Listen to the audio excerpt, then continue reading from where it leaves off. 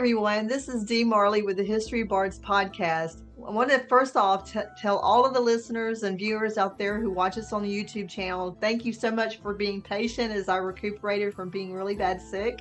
And we are thrilled today to have Kimberly Burns on the show today. And her books are The Redemption of Maddie Silks and The Miss Tabor. The Mrs. Tabor. The Mrs. Tabor. We have to remember that. I can't remember because it's like in really bold, the Miss Tabor part.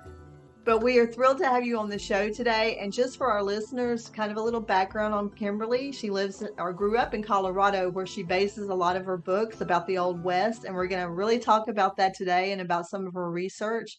And so to start off with, Kimberly, can you tell us a little bit more about yourself and how you got on this writing journey and writing about the Old West? I'd love to. So, as you mentioned, I grew up in the high mountains of Colorado. Wow. I heard all of these fantastic tales about the colorful characters that had the grits and gut to come to Colorado during the gold rush era and the pioneer days. And when I moved to the East Coast, I would mention these characters and people didn't know anything about them. Yeah. And I became obsessed with sharing the stories, particularly of the women, because they were so dynamic. They were smashing social dictates. They were doing whatever needed to be done to not just survive, but succeed in what was a very hard man's world. Yes. And their stories weren't well recorded in the beginning anyway. Yeah. So with the fog of time settling over them, those stories were being lost. And I thought that was a real shame. So I started writing about the women that I had heard the most colorful tales about.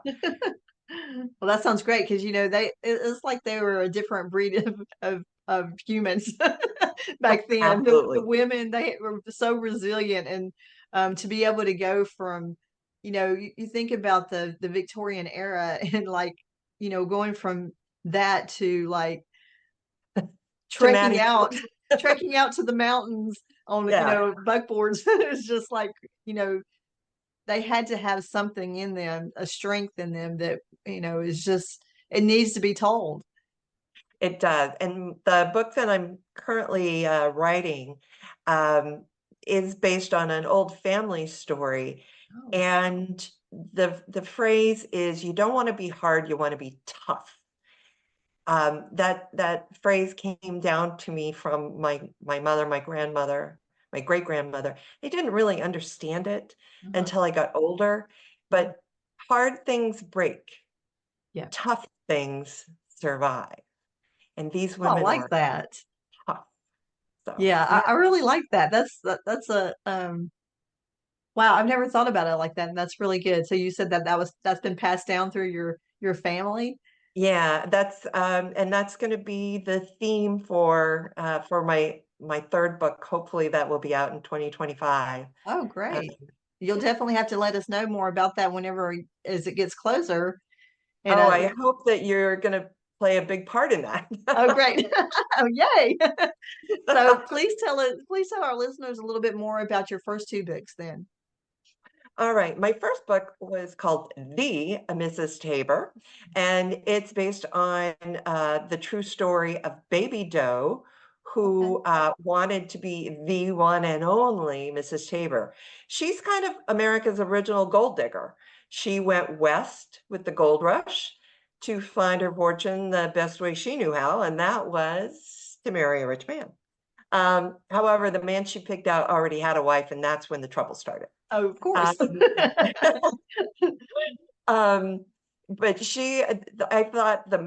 I thought it was interesting. She was the Kim Kardashian of her time. She was incredibly well known.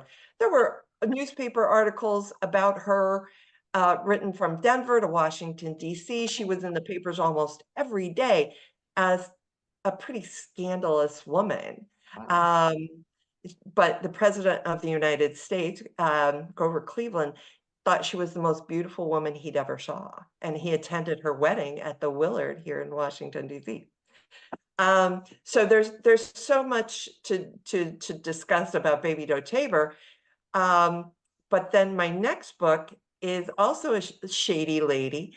It's based on the true story of Denver's most successful madam, Maddie Silks, Okay. and her feud with a charming but murdering con man named Soapy Smith. And Don't you just love those names? no, The names. Can't make this up, right? No.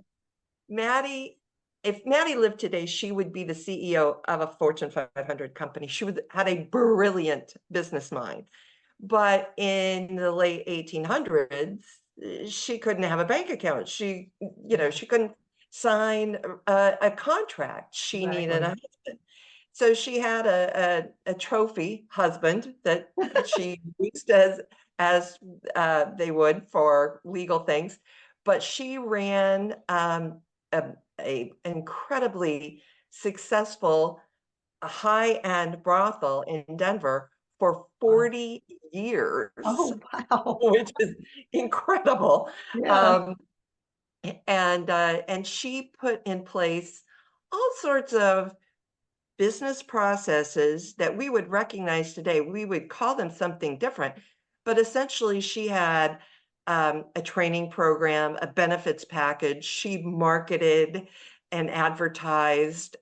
She was way ahead of her time. Um, and she was a fascinating lady who um, played the game as best she could in a man's world.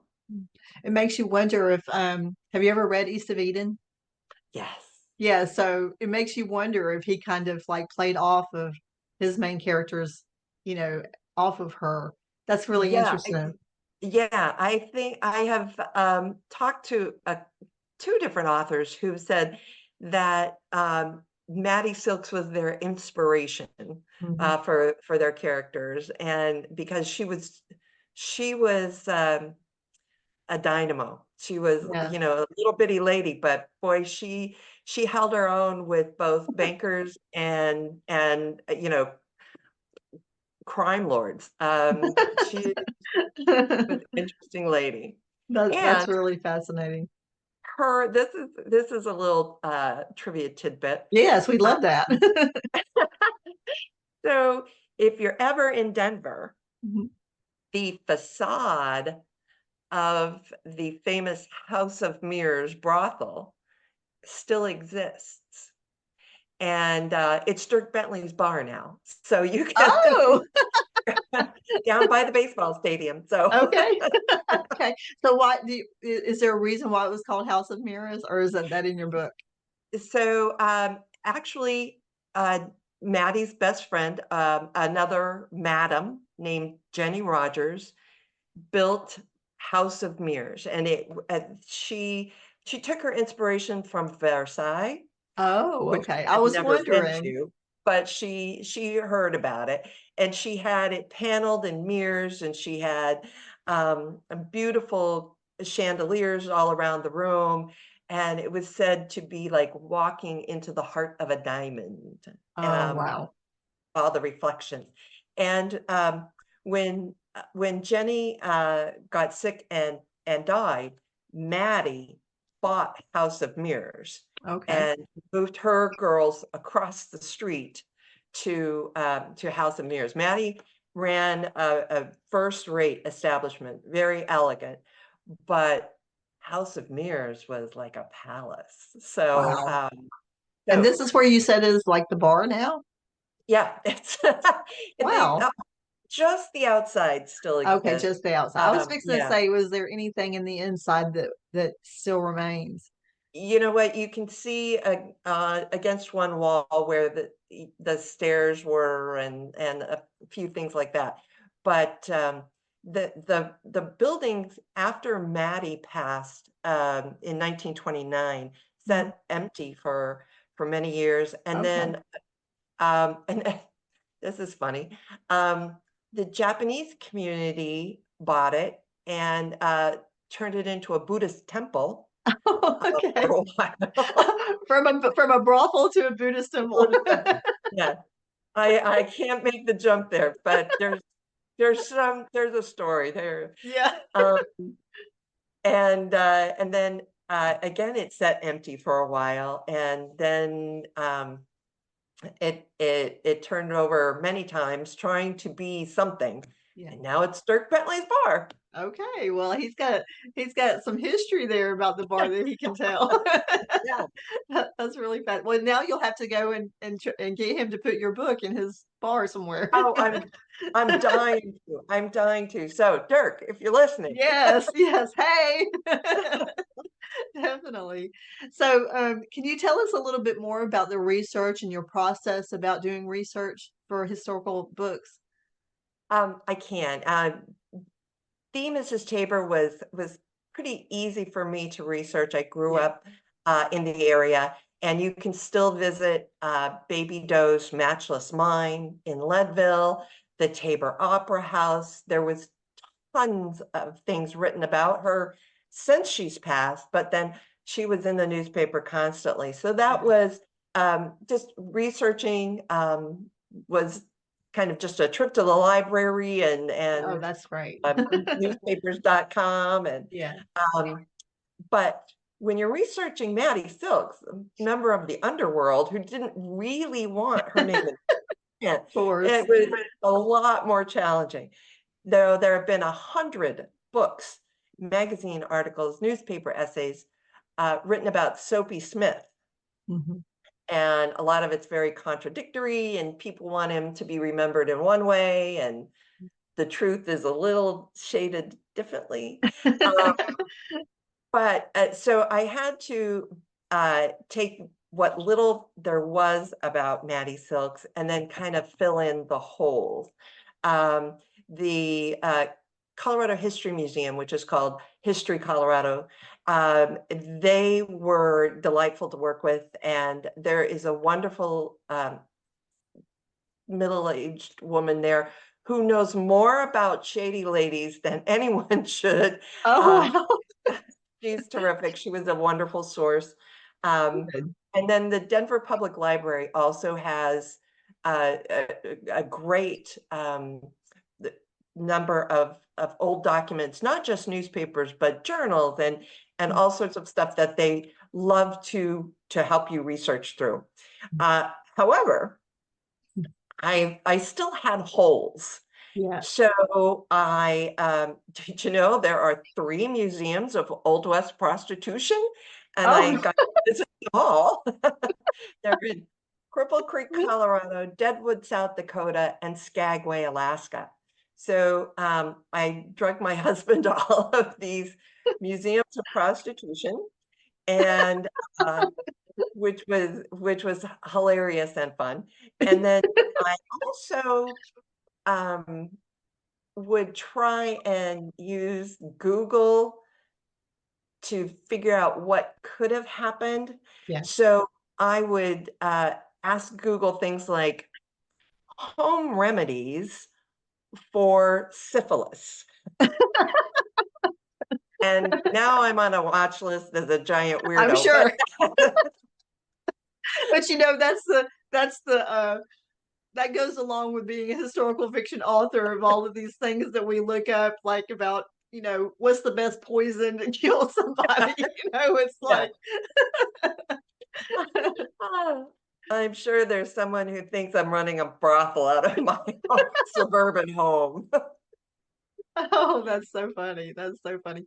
So, as a historical fiction author, we'd love to kind of tell us a little bit about your technique and something that could help, like authors coming up who want to get into the field of historical fiction, or maybe even just any as a writer itself. What are some of the techniques or advice that you would give?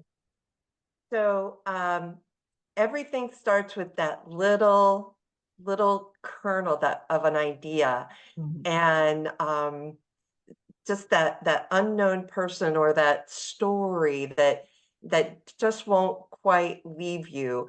And that's why I like historical fiction, because you can start with something that either did happen or had the tale of being told that it happened, and then you can bring it to life through your fiction. It doesn't, if it can be well researched, but it can still be fiction. It can be what probably happened, what they probably thought and said. And so I think it's this wonderful, historical fiction is this wonderful blending of imagination and fact. Yes. And you can use, you know, as much or as little as your story requires to tell coherently. I'm a bit of a plotter, Okay.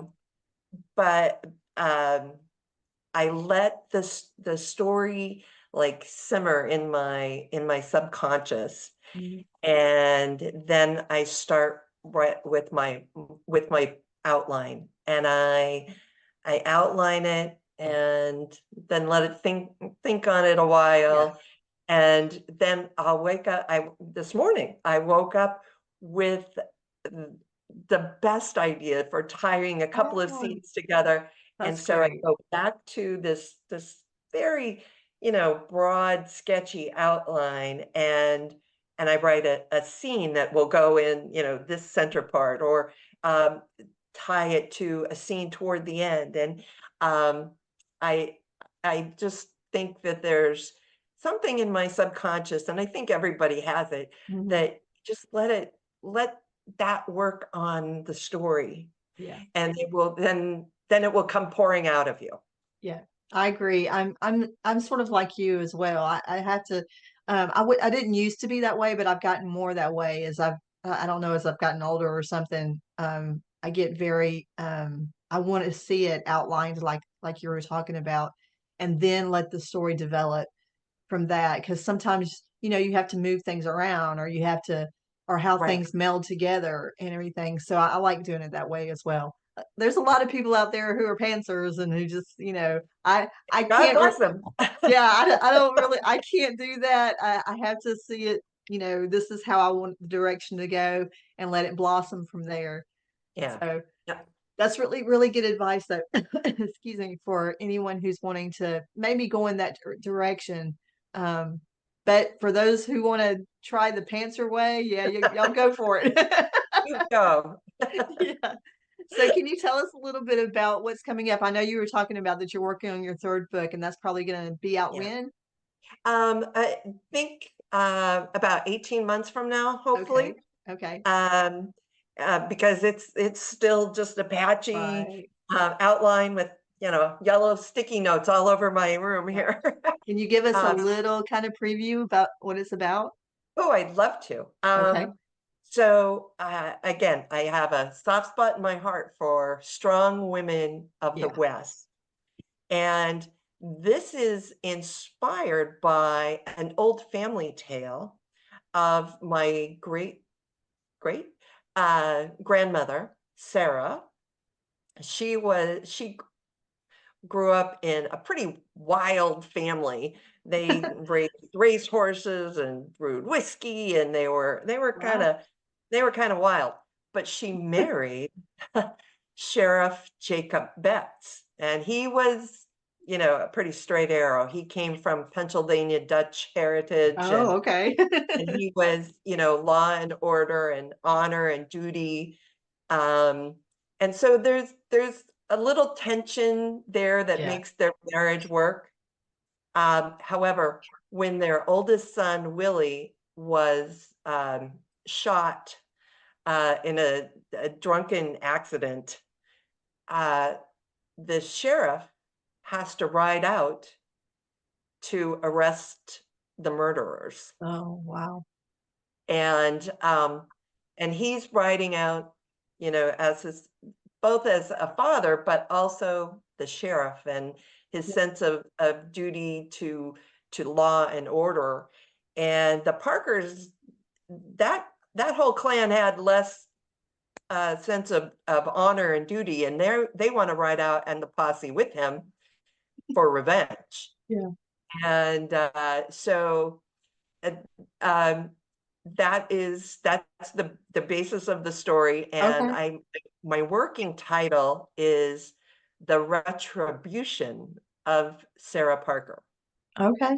Oh, well, that sounds good. And that goes right along with the redemption of Maddie Silks. I mean, I think that's really good. I really like that. Yeah. Really like that. So Well, that sounds exciting. And we, congratulations on starting a new story. That's always so much fun. it is, it Yeah. is. It gives you a lot of energy behind it, wanting to get through the story. We really do appreciate you being on the show today. Are you having any events coming up with your other two events that anybody needs to know about? So yes, and thank you for asking. So I these ladies make for really entertaining book talks, and I'm doing several book talks around the country, both through Zoom, and I Okay. have a slideshow that shows these characters as they Ooh, were. nice. Um, and I love to travel, and will find any excuse to do that. So Of course. that ring me up, and Okay. we can figure that out. I will also be at the Western Writers of America conference in Tulsa in June. Okay.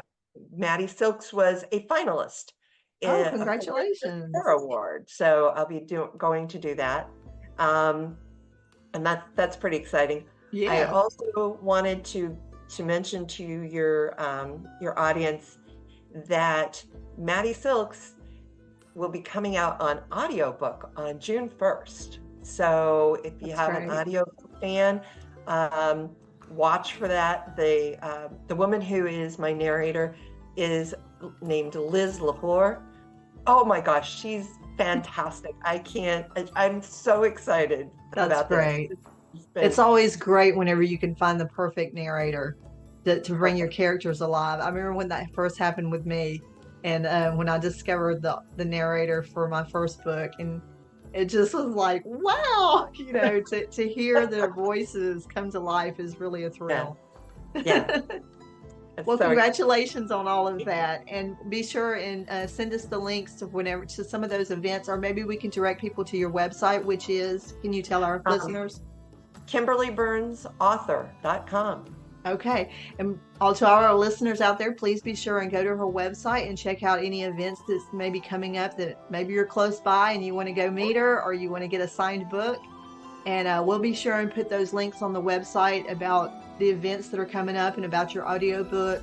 And the future book, we'll definitely make an announcement about that whenever it gets closer. Super. Thank you. Thank you so much for being on the show today. It was great to meet you. My pleasure. And to all our listeners out there, thank you again for listening. This is Dee Marley with the History Bards podcast. Don't forget, keep making history and keep listening.